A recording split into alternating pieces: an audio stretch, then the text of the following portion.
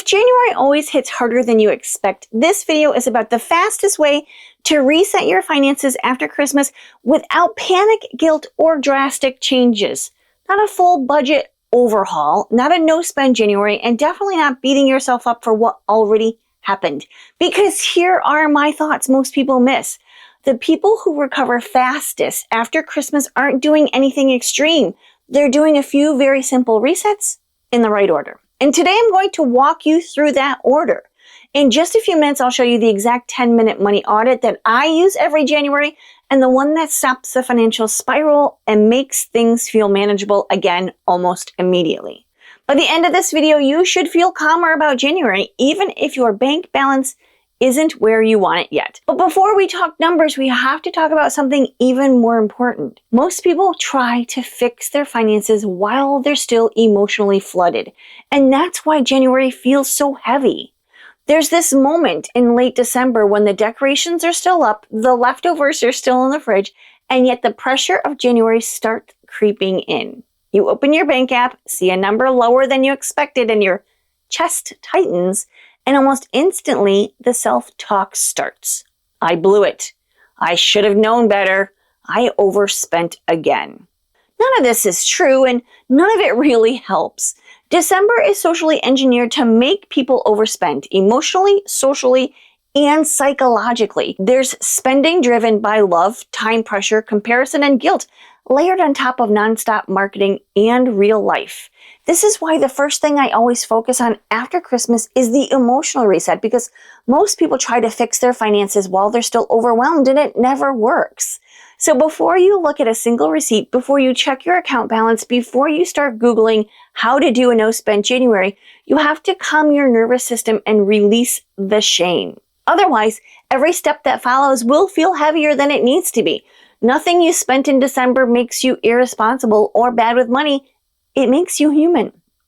And you can absolutely recover from it faster than you think. Before we keep going, if you're new here, I'm Sarah. I'm a financial coach and the author of Fundamentally Frugal, link below.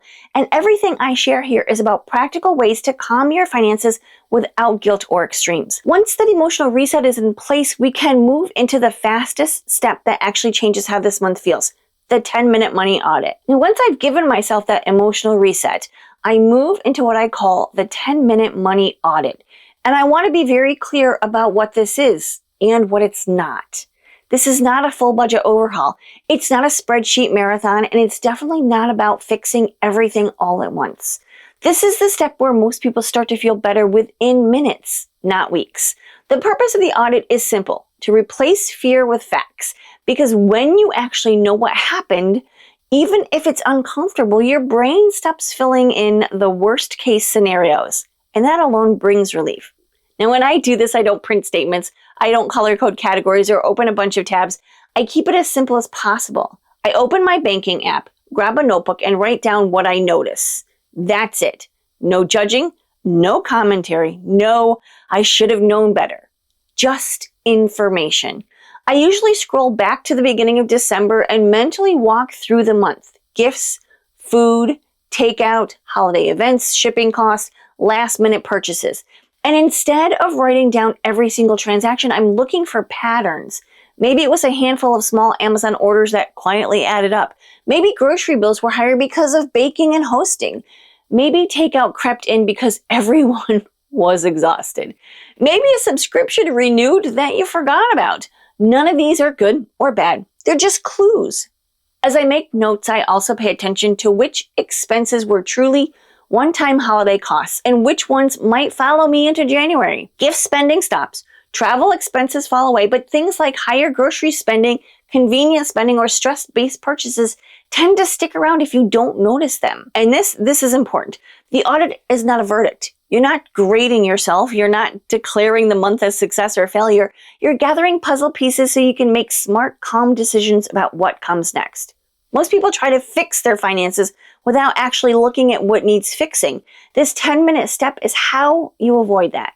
Once you've done this, the chaos starts to settle. You're grounded in reality instead of fear, and that's when the next step becomes possible.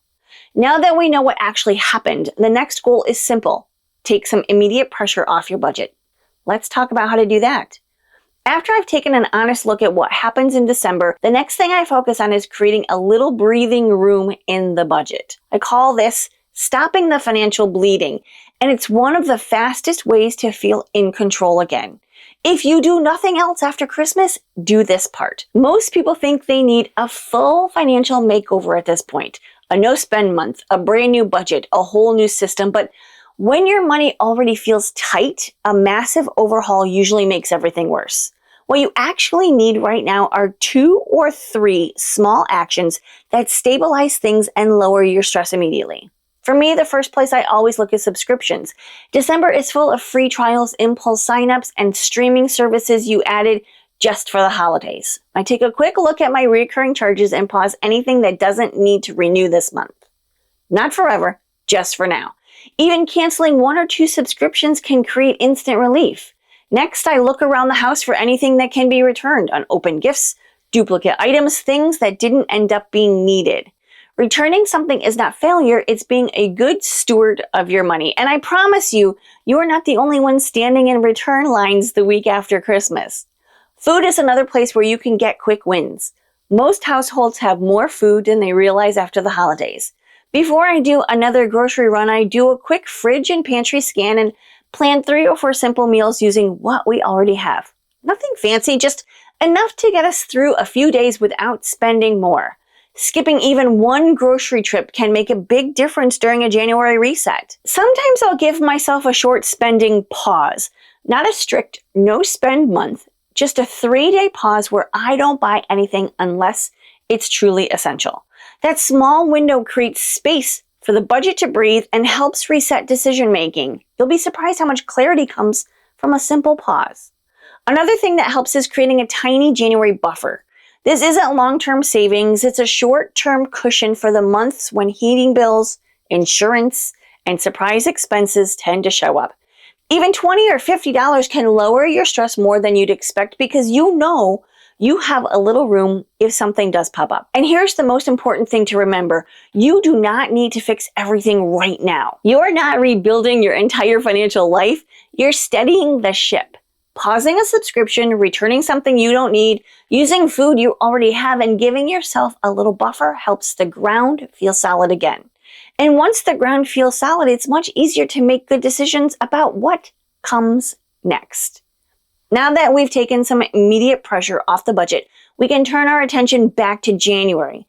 And this is where things really start to shift. I have a January survival plan. Now, January doesn't feel hard because you're bad with money.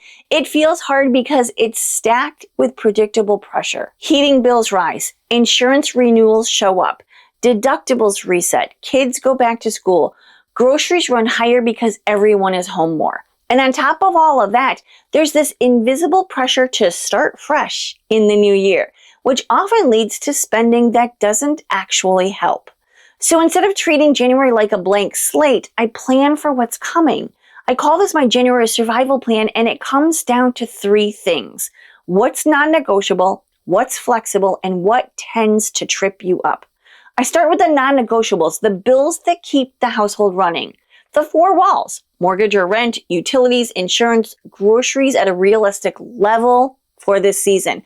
These aren't areas to be ashamed of, they're just facts. Next, I look at the flexible categories, gas, groceries, personal spending.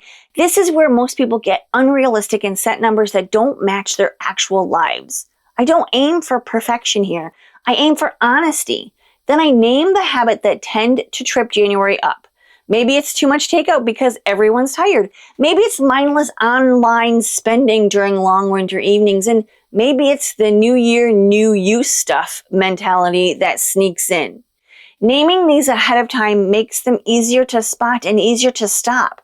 One simple thing that makes a big difference in January is building in a small January buffer. It doesn't have to be huge. Even a little cushion can keep a surprise expense from derailing the whole month. And finally, I choose 1 financial focus for January, not 10 goals, not a full reset, just 1. Maybe it's getting back to meal planning. Maybe it's paying a little extra toward a bill. Maybe it's tracking spending for awareness, not control. That 1 focus creates momentum without overwhelm. Once January feels steady, not perfect, just steady, you're finally in a position to think beyond survival. And that's when the last piece of the reset comes in, because the real goal isn't just getting through this January. It's making sure next December doesn't feel like this again. Once January feels steady, the next step is to do what I call the future me fix. This is how you stop repeating the same stress every December without trying to be perfect. I always start with one simple reflection: what worked this Christmas and what didn't? Not from a place of judgment, just honesty, because patterns matter. Maybe the gift list was too long. Maybe the schedule was exhausting. Maybe the budget wasn't realistic for the season you were in. Writing it down turns frustration into useful information. I keep 2 short lists. The first one is a repeat list. The traditions, purchases, and moments that genuinely feel worth the money.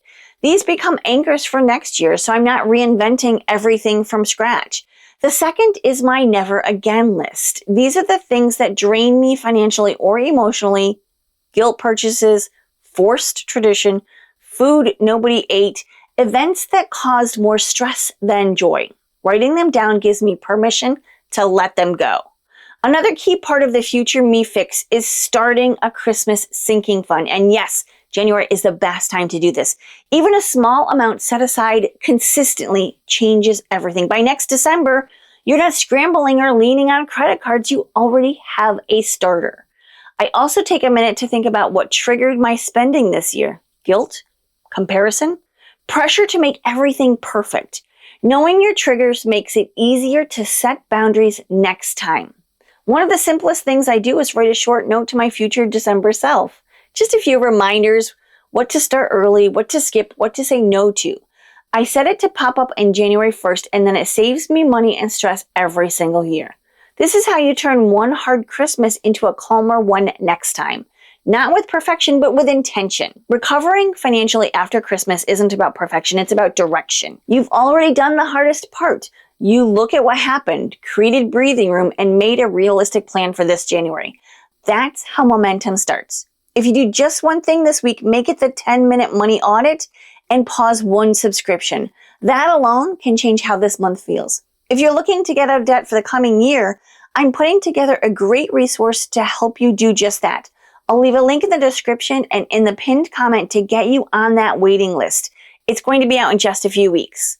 Let me know in the comments what your first small step is going to be, and if you want more calm, practical ways to reset your finances without guilt or extremes. Make sure you're subscribed and watch this video next.